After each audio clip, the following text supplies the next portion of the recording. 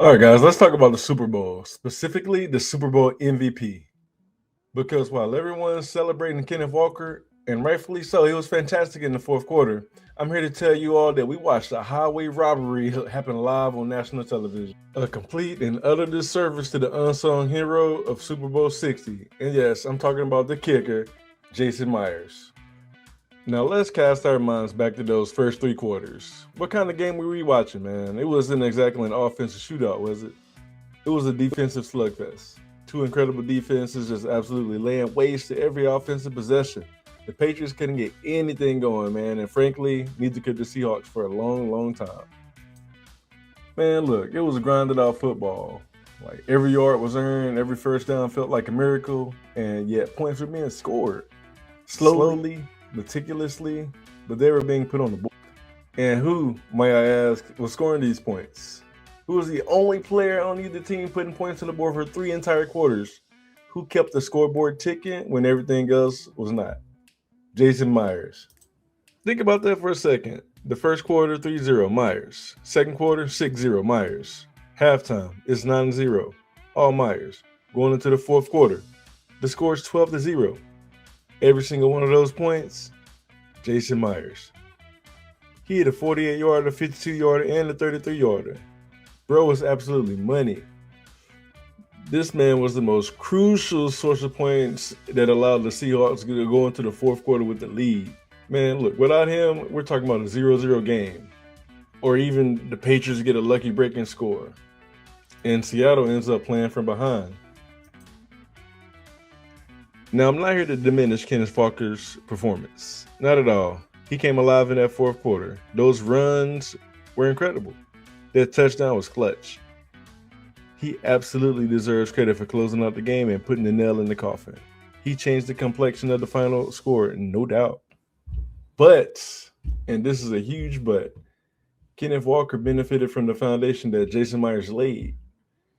You know, if he wasn't knocking in all those field goals, then Seahawks would be playing from behind, and Kenneth Walker wouldn't be put in that position to be scoring those points.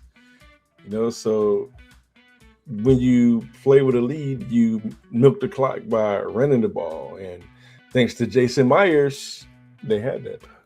Bro, Jason Myers literally broke a Super Bowl record with 5 field goals. 5! That's never happened before in Super Bowl history. And he got nothing for it. So let's talk about the Super Bowl MVP. What does that truly mean in that context? Is it the only guy who scores the flashy touchdowns? Is it the only one who has the incredible highlight reel play at the very end? Or is it the player who literally for the vast majority of the game has your team's only points? This is the player that provides the stability, the consistency, and a reliable scoring that keeps you in the game.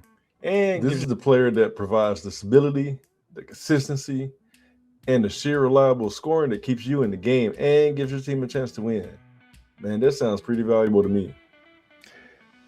In a game where offensive touchdowns were scarce, where every yard was a battle, a kicker who goes 5 for 5 and accounts for 16 of your team's 29 points, over half of your scoring for 3 quarters, that's not just valuable, man. That's irreplaceable. That's the definition of an MVP in that specific game. Man, look, this isn't about Jason Myers. It's about the systemic bias against kickers in the NFL. We see it every single year.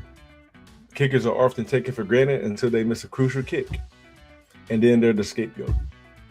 In fact, there's only been one kicker to ever win the NFL MVP, and it wasn't Jason Myers.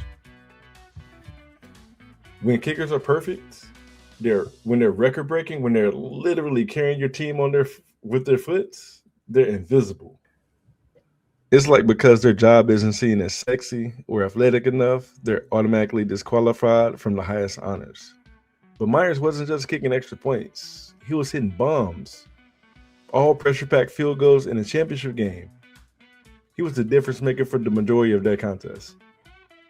So while that confetti falls and Kenneth Walker gets his well-deserved accolades, let's not forget about the man that led the Seahawks for the first 75% of that game.